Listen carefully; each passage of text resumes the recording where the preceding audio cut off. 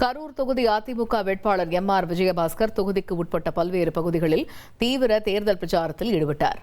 அப்பொழுது பெண்கள் ஆரத்தி எடுத்து அவருக்கு உற்சாக வரவேற்பு அளித்தனர்.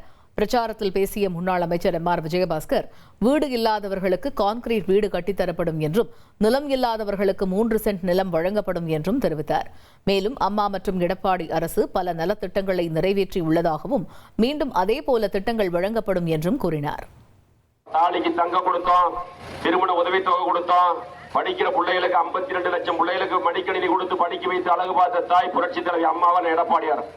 எல்லா வீட்டுக்கும் கரண்ட் மின்சாரம் ஃப்ரீயா கொடுத்தோம்.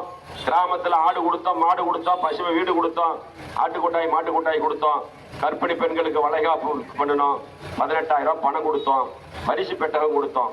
எல்லாத்தையும் நிறுத்திட்டாங்க. இன்னைக்கு நிறுத்திட்டு 27 மாசத்துக்கு அப்புறம் பாதி பேருக்கு 1000 கொடுத்தாங்க.